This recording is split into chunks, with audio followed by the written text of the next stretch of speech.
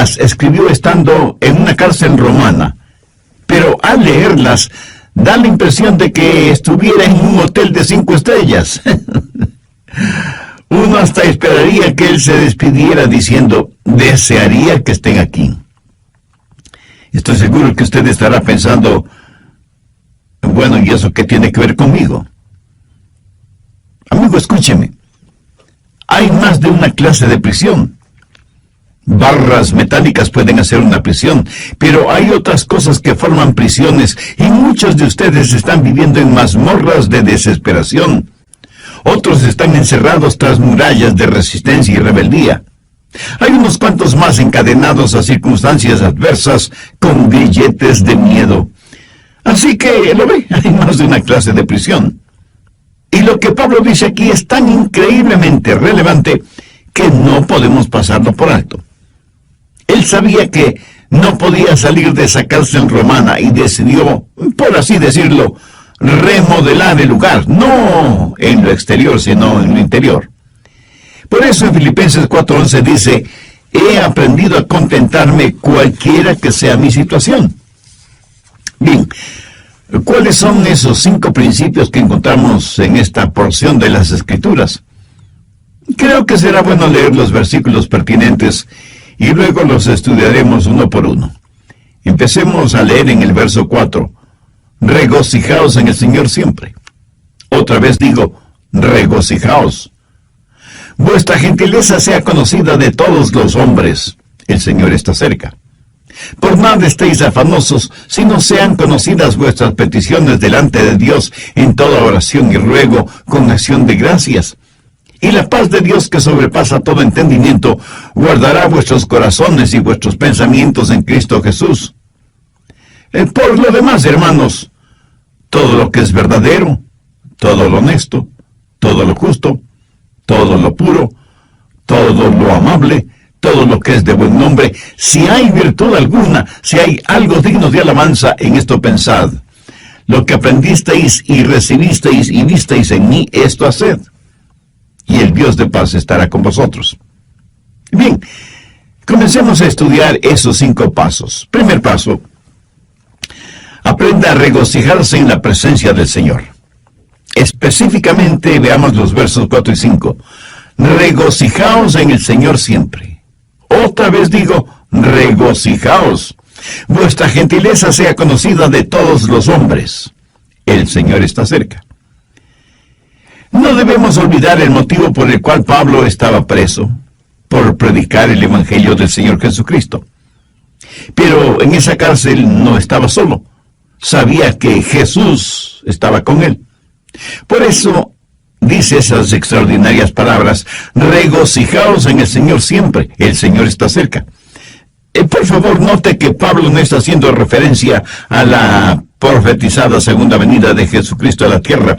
Está diciendo que el Señor estaba ahí con él en esa prisión y por eso se regocijaba en el Señor. Y esto es algo extraordinario que todos debemos aprender, sin que importe en dónde estemos, o cuán oscura parezca la noche, o cuán lleno de obstáculos esté el camino, o cuán grande sea el problema. Jesucristo está con nosotros, siempre presente. Jesús mismo dijo, no te desampararé ni te dejaré. Y de lo que es mi experiencia personal, Él nunca ha dejado de cumplir sus promesas. Confiar en el Señor es la única manera de entender esa de otra manera ilógica declaración de Pablo, regocijaos en el Señor siempre. Ahora quiero que entienda lo siguiente en forma muy clara. Usted no se regocija en las circunstancias. ¿Cómo puede regocijarse si está en la cárcel y su compañero de celda es un hombre totalmente depravado y el calabozo es frío, húmedo, maloliente, infestado con ratas? No, usted no puede regocijarse en esas circunstancias. Usted se regocija en la realidad de que nada puede separarle del amor de Dios que es en Cristo Jesús. El apóstol Pablo, cuando escribió a los creyentes en Roma, les dijo, ¿quién nos separará del amor de Cristo? ¿Tribulación, o angustia, o persecución, o hambre, o desnudez, o peligro o espada.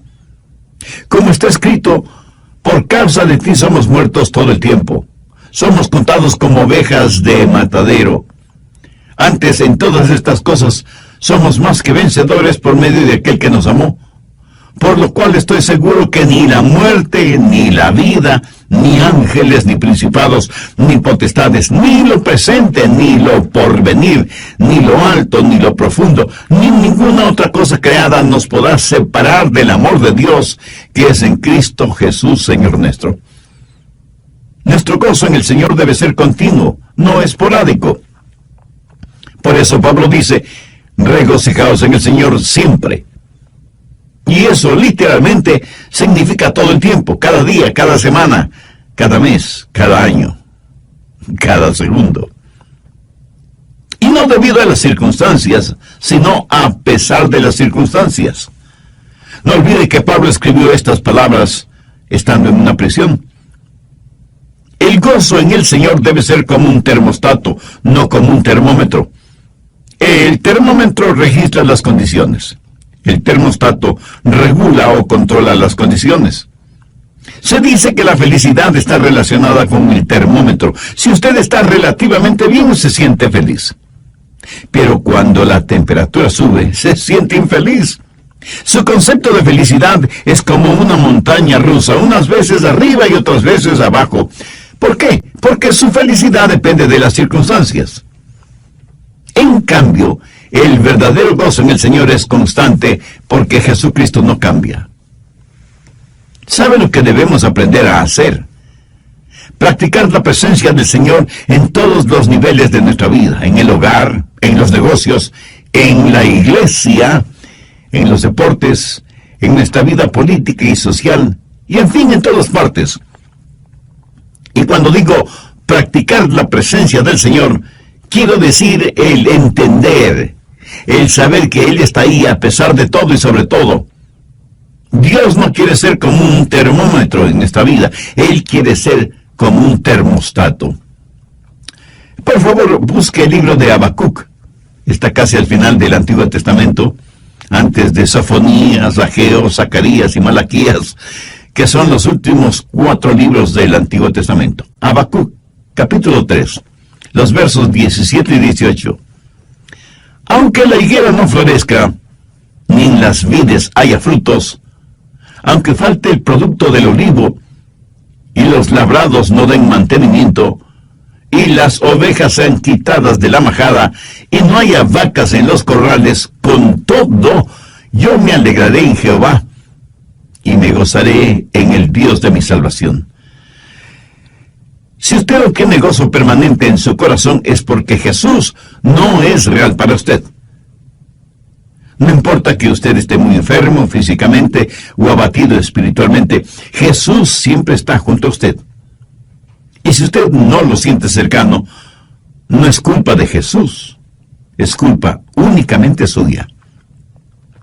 Jesucristo, cuando estuvo a pocos días de su muerte en la cruz del Calvario, habló de este gozo. Por favor, busque el Evangelio de Lucas, capítulo 10, verso 21. En aquella misma hora Jesús se regocijó en el Espíritu y dijo, yo te alabo, oh Padre, Señor del cielo y de la tierra, porque escondiste estas cosas de los sabios y entendidos y las has revelado a los niños. Sí, Padre, porque así te agradó. Y un poco antes de ser arrestado, juzgado y sentenciado a morir en la cruz, Jesús dijo, estas cosas os he hablado para que mi gozo esté en vosotros y vuestro gozo sea cumplido. Veamos lo que dice el Salmo 16:11. Me mostrarás la senda de la vida, en tu presencia y plenitud de gozo. Eso es lo que, en síntesis, Pablo está diciendo. Aunque lo habían puesto en la cárcel y estaba fuertemente encadenado, no pudieron hacer lo mismo con el Cristo resucitado que estaba con él en esa prisión. Aunque los carceleros romanos no podían verlo, era una realidad. Sobre todo para Pablo ese momento. Regocijaos en el Señor siempre. Entonces el primer paso es regocijarse en el Señor. Si usted quiere tener una buena actitud mental, encuentre su gozo en el Señor, no en las circunstancias. Porque las circunstancias cambian, pero Jesús nunca cambia. Mírelo, considérelo, contémplelo, ámelo. Encuentre su gozo en Él. Segundo paso, confíe en el poder del Señor. No solo que debe regocijarse en la presencia del Señor porque Él está junto a usted, sino que debe confiar, debe depender del poder del Señor. En el verso 6, Pablo dice, por nada estéis afanosos, si no sean conocidas vuestras peticiones delante de Dios en toda oración y ruego con acción de gracias. Ahora, ¿qué quiere decir el apóstol? Que si usted tiene un problema, debe contárselo a Dios. Y ya sé que algunos de ustedes inmediatamente me estarán diciendo, pero pastor, si es verdad que Dios lo sabe todo, ¿por qué debo contarle mi problema? Mi amigo, usted le cuenta sus problemas a Dios para beneficio suyo, no de Dios. Cuando usted le cuenta su problema, está demostrando que depende del poder de Dios para solucionarlo, y no de su propia sabiduría o fortaleza. Además, note que Pablo dice que debemos hacer conocer nuestros problemas a Dios en oración y ruego con acción de gracias. O sea, usted no está simplemente informando a Dios sobre sus problemas, sino que los presenta como parte de su oración y ruego, agradeciendo a Dios que le está escuchando. No viva extremadamente preocupado por nada. Una de las emociones más devastadoras que puede atacarle es la preocupación. Ya lo he mencionado en otros mensajes, pero creo que bien vale la pena repetirlo este momento. La preocupación hará en su mente lo mismo que la arena hace en un motor. Lo destruye. Si usted es dado a la preocupación extrema, no es nada mejor que un alcohólico, un drogadicto, un fumador o un jugador. La misma palabra preocupación conlleva la idea de división, de algo que se desgarra. En un lado está la mano de la esperanza y en el otro lado está la garra del miedo. Y usted, estando en la mitad, prácticamente se desgarra entre la esperanza y el miedo. En el capítulo 6 de Mateo, el Señor Jesús enfáticamente nos advierte contra la preocupación. Mire lo que dice el verso 27. ¿Y quién de vosotros podrá, por mucho que se afane, añadir a su estatura un codo? Esa frase, por mucho que se afane, no significa otra cosa que por mucho que se preocupe. Y la preocupación, francamente, no sirve absolutamente para nada. Bueno, en realidad, sí sirve para algo. Sirve para preocuparnos. Pablo dice que no debemos estar afanosos, o sea, ansiosos, preocupados en demasía por cosas que son futuras, distantes, y sobre las cuales no sabemos realmente nada. Preocuparnos no nos hace ningún bien. La preocupación es como una silla mecedora, nos da algo en qué pensar, pero no nos conduce a ninguna parte. Los psicólogos del comportamiento humano dicen lo siguiente sobre la preocupación. 40% de aquello por lo cual nos preocupamos nunca llega a suceder. 30% ya ha sucedido. Y la preocupación nada puede cambiar. 12% es una preocupación innecesaria para usted. 10% de nuestras preocupaciones son de variada índole, por lo cual no necesitamos preocuparnos. Y solo, escuche, y solo el 8% del resto se podría considerar digno de preocupación. Pero aún este grupo se subdivide en dos categorías: los que pueden hacer algo al respecto y los que no pueden hacer absolutamente nada. Ahora, si usted puede hacer algo al respecto, pues hágalo. Y deje de preocuparse. Y si no puede hacer nada, su preocupación no va a cambiar nada. Así que deje de preocuparse. Por cada mal debajo del sol, o hay una cura o no lo hay. Si la hay, búsquela hasta encontrarla. Y si no la hay, pues mi amigo, olvídese del asunto. Jesús dijo que nadie puede añadir ni un centímetro a su estatura por medio de la preocupación. Ese gran escritor norteamericano que fue Mark Twain dijo: soy un hombre viejo que he tenido muchas preocupaciones, la mayoría de las cuales nunca sucedieron. La preocupación es inútil y hasta una pérdida de tiempo. Mire lo que Jesús dijo en Mateo 6:34. Así que no os afanéis, o sea, no os preocupéis por el día de mañana, porque el día de mañana traerá su afán, o sea, su propia preocupación. Basta cada día su propio mal. Lo cual quiere decir que cada día llega con su propia carga de preocupaciones. La preocupación no elimina los sinsabores del mañana, más bien los aumenta. Y al mismo tiempo nos quita el gozo de hoy. Cubre con nubes el sol de nuestra alegría y siembra de espinas y abrojos el sendero de nuestras esperanzas. No nos ayuda a enfrentar el mañana, porque Dios nos da la fortaleza para hoy. Cuando usted trae los problemas de mañana, sobrecarga su hoy. Y cuando usted llega al mañana, usted no está más listo de lo que estuvo hoy.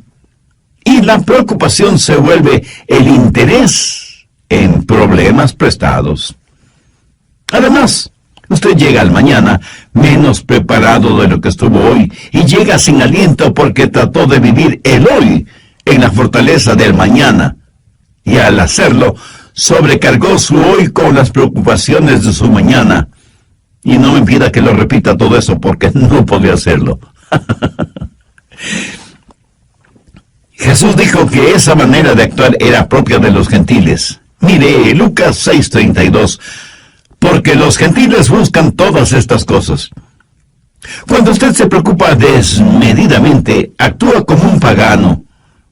Y alguien me dirá: pastor, usted me hace sentir peor.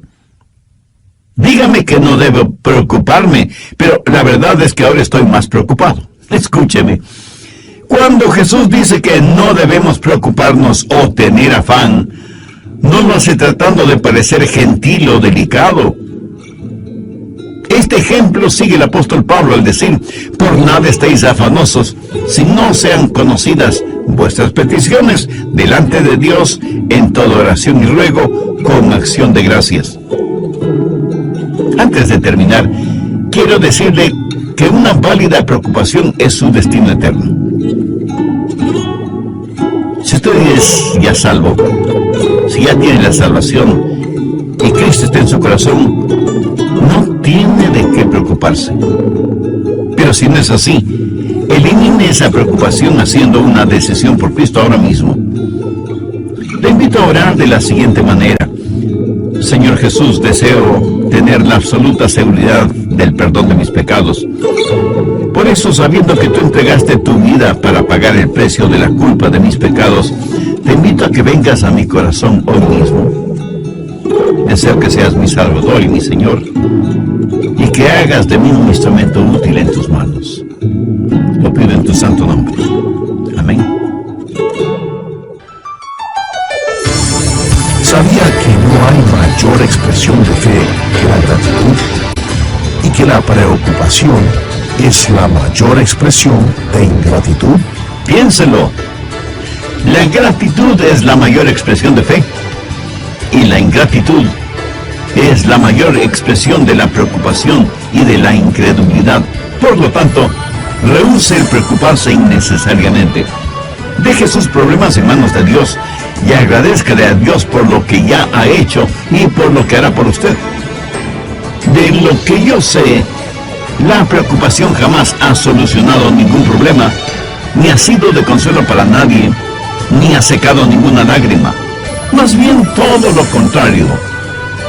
Entonces, ¿por qué Pablo nos anima, nos pide, nos exhorta a tener un espíritu de gratitud, siendo que él mismo está preso y encadenado en una inmunda prisión romana? Pablo no solo fue grato debido a las bendiciones que había recibido, y aún al estar preso por causa de Cristo, Pablo lo consideró una bendición. Está escuchando el programa El Amor que Vale y les saluda Andrés García Vigio.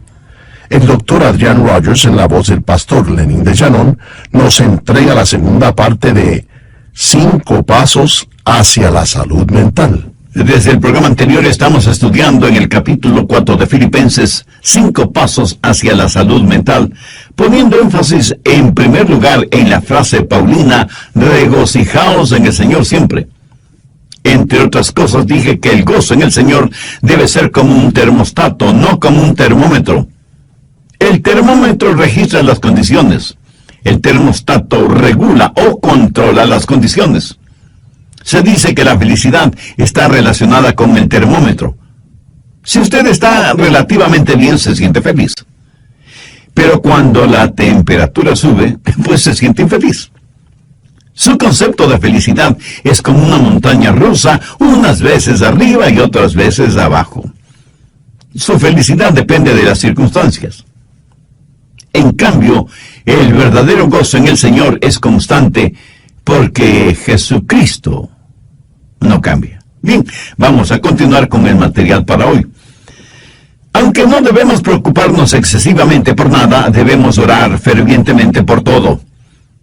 Y no faltará quien esté pensando ahora mismo, Pastor Rogers, ¿qué sabe usted de eso? Seguramente nunca ha tenido problemas ni preocupaciones. Mi amigo, permítame decirle lo siguiente. Si pudiera poner sus problemas en un montón y mis problemas en otro montón, y le diera a escoger qué montón quisiera usted tener, le aseguro que sin ninguna duda usted escogería su propio montón. Espero que me haya entendido. Y permítame decirle algo más. Esto de por nada estéis afanosos si no sean conocidas vuestras peticiones delante de Dios, no lo escribí yo, sino el apóstol Pablo, por inspiración divina. Así que la cura, el remedio para los afanes y preocupaciones, es sencillamente el orar a Dios, que está junto a usted, y que nunca le dejará. Oración que le dará poder, provisión y paz. En una revista encontré el siguiente pequeño artículo y dice: me encontré con Dios en la mañana cuando comenzaba el día, cuando su gloria llegaba hasta mi pecho con la salida del sol. Durante todo el día su presencia estuvo conmigo y juntos navegamos en mares tranquilos y tumultuosos. Otros barcos fueron azotados y barridos por la tormenta, pero los mismos vientos que ellos enfrentaron se transformaron en suave brisa frente a nuestro barco, porque Él estaba conmigo. Y pensé en otras mañanas, con gran remordimiento, cuando aflojé las amarras y me alejé de su presencia. Así que creo que conozco el secreto aprendido en el sendero de los problemas. Hay que buscar a Dios en la mañana, si queremos que Él esté con nosotros durante todo el día. Abra la puerta de cada mañana con oración. Si algo es lo suficientemente grande como para preocuparle a usted, también es lo suficientemente grande delante de Dios y Él le ayudará. Mi amigo, no piense que hay cosas demasiado pequeñas o insignificantes como para dárselas. O de eso habló a su corazón diciéndole: pediste al Padre que te librara del león, pero pensaste que podías enfrentar al mosquito por ti mismo y perdiste la batalla, ¿verdad? Piénselo. Porque esto no sucede a todos. Creemos que necesitamos a Dios para las cosas grandes, pero no para las cosas pequeñas. Esas las podemos manejar nosotros mismos. ¡Qué tremendo error! Por nada estéis afanosos, si no sean conocidas vuestras peticiones delante de Dios en toda oración y ruego con acción de gracias. Algunos dicen: pastor, es que yo no quiero molestar a Dios con cosas insignificantes. Y yo a la vez tengo que preguntarle: ¿y si son insignificantes, por qué se preocupa tanto por ellas? ¿Hay algo que sea demasiado grande o demasiado pequeño para Dios? ¿Sabe cuál es en realidad nuestro mayor problema? El dejar a Dios fuera de nuestros problemas. Tercer paso, medite en la provisión del Señor. Cuando pedimos a Dios que nos ayude, debemos hacerlo con una actitud de agradecimiento. Pablo termina el verso 6 con las siguientes palabras: con acción de gracias. Ahora, si usted le pide más a Dios, pero no le agradece por lo que ya le ha dado, yo no creo que sus oraciones serán contestadas como usted quisiera que le contestaran. ¿Sabía que no hay mayor expresión de fe que la gratitud y que la preocupación es la mayor expresión de ingratitud? Piénselo. La gratitud es la mayor expresión de la fe y la ingratitud es la mayor expresión de la ingratitud, de la preocupación, de la incredulidad. Por lo tanto, rehúse el preocuparse innecesariamente. Deje sus problemas en manos de Dios y agradézcale a Dios por lo que ya ha hecho y por lo que hará por usted. ¿Por qué Pablo nos anima, nos pide, nos exhorta a tener un espíritu de gratitud, siendo que él mismo está preso y encadenado en una inmunda prisión romana? Pues debido a las bendiciones que había recibido,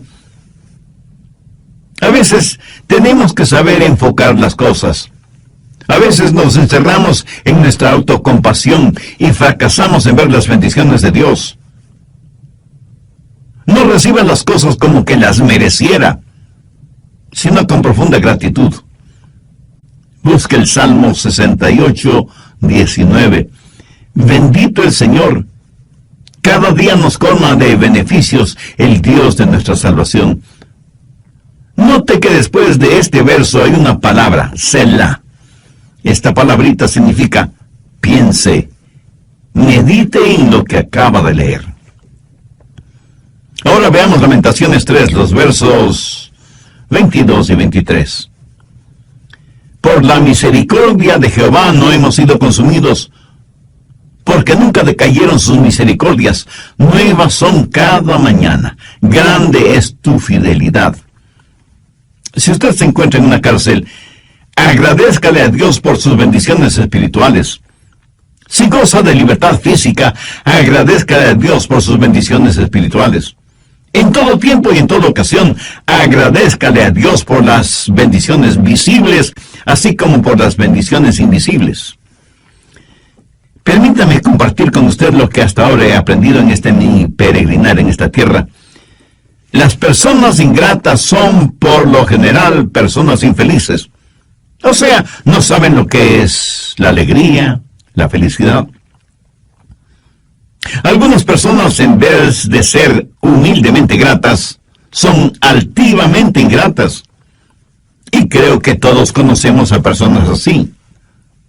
Son personas llenas de amargura, temores, negativismo, egoísmo y autocompasión. Amigo, regocíjese en la presencia del Señor, confíe en su poder, medite en las provisiones de Dios. Cuarto paso, descanse en la paz del Señor. Veamos Filipenses 4:7. Y la paz de Dios, que sobrepasa todo entendimiento, guardará vuestros corazones y vuestros pensamientos en Cristo Jesús. La paz de Dios está ahí para guardarle y para protegerle. Cuando Pablo estuvo en la cárcel, lo más probable es que estuvo custodiado por soldados romanos día y noche. Después de todo, Pablo era un prisionero importante. Y el apóstol, mirando a esos soldados romanos, se dijo: yo tengo algo mejor que me protege. Tengo la paz de Dios. Él tenía el gozo mismo de Dios, protegiéndole, guardándole, aún dentro de esa lóbrega celda. Él sentía la presencia de Cristo en él, en esa prisión. ¿Qué clase de paz es la que tuvo Pablo? La paz de Dios. Y esta no es una paz provista por las circunstancias. Las circunstancias que ese momento rodeaban a Pablo podían ser cualquier cosa menos portadoras de paz. La paz de Dios no es la eliminación de los problemas en la vida, sino el aumento del poder para entender esos problemas. Usted no mantiene esa clase de paz esa paz lo mantiene a usted. La paz de Dios está muy por encima de lo que podemos entender. No está encerrada en una botella de licor, ni en una hipodérmica con droga. Un doctor no se la puede recetar. Un psicólogo no se la puede proporcionar. Un amigo no se la puede brindar. Lo académico no se la puede enseñar. La religión no se la puede otorgar y ninguna ley se la puede dar. Usted la obtiene directamente de Dios. El Señor Jesús dijo, la paz os dejo, mi paz os doy. Yo no os la doy como el mundo la da. No se turbe vuestro corazón ni tenga miedo. Mi amigo, esa es nuestra herencia. La paz que el mundo no puede dar es la paz que el mundo no nos puede quitar. Encuentre su paz en Jesús. En Isaías 26:3 leemos, tú guardarás en completa paz aquel cuyo pensamiento en ti persevera, porque en ti ha confiado. Quinto paso, reflexione en los propósitos de Dios. No sería nada raro que usted esté pensando, ¿y cuál es el propósito de Dios para mí? Bueno, la respuesta está en Filipenses 4:8. Por lo demás, hermanos, todo lo que es verdadero, todo lo honesto, todo lo justo, todo lo puro, todo de esa moneda es que si usted quiere poner en su mente pensamientos honestos, justos, puros, agradables y positivos, está también en la libertad de hacerlo. ¿Cómo puede pensar en todo lo que Pablo dice en el verso 8? ¿Cómo puede dejar de pensar en las cosas incorrectas? Pues pensando en las cosas correctas. Sencillo, ¿no le parece? Ya lo he dicho varias veces que Dios nos ha hecho en tal forma que es imposible que tengamos dos pensamientos diferentes al mismo tiempo en nuestra mente. Así que, si está pensando lo que debe estar pensando, no tendrá tiempo para estar pensando en lo que no debe estar pensando. Mi amigo, ese es el mejor remedio para los malos pensamientos. Si usted está pensando en las cosas correctas, le aseguro que le será imposible pensar en las cosas incorrectas al mismo tiempo. Ahora, Pablo no está hablando acerca de hechos, sino acerca de la verdad, de la honestidad, de las cosas que son puras, que no son torcidas. No se solace mirando pornografía y toda clase de cosas impuras, lujuriosas, sexuales. Dios es un Dios que nos ha creado con la capacidad para apreciar la pureza, la belleza.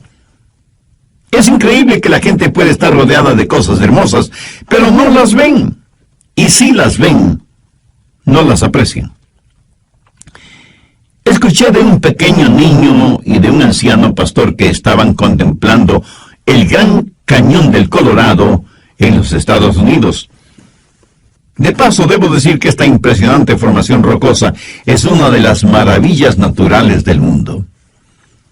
El anciano pastor describió a su esposa y le dijo, hoy he visto la mano creadora de Dios.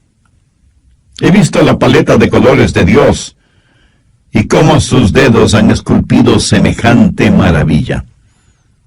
Y con expresiones semejantes, describió para su esposa la impresión de haber visto el Gran Cañón. Mientras tanto, el pequeño niño le escribió a su mamá y simplemente le dijo, ¿sabes qué, mamá? Hoy escupí en el Gran Cañón y mi saliva viajó casi 2 kilómetros hacia abajo. ¿Lo ve? Usted puede estar rodeado de belleza y no verla. Pablo dice, todo lo que es de buen nombre. ¿Sabe usted que se puede acostumbrar a tener un mal nombre, pero asimismo sabe que puede tener un buen nombre? Escúcheme, aunque la epístola a los Filipenses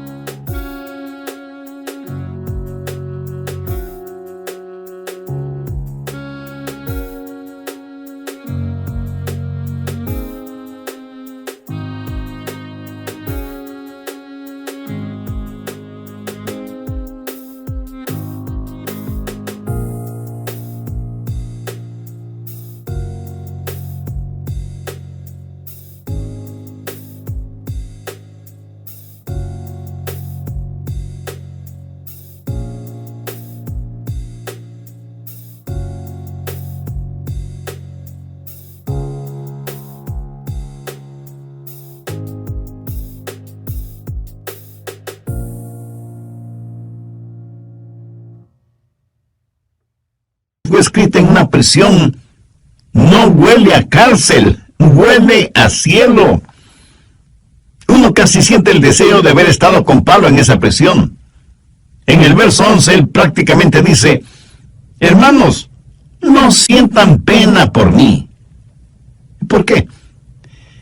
Porque he aprendido a contentarme cualquiera que sea mi situación. Y nos asegura que si nosotros procedemos de la misma manera, tendremos la paz de Dios en nuestro corazón. Esta experiencia en su vida le dio a Pablo la autoridad para decir lo que dice en el verso 9, lo que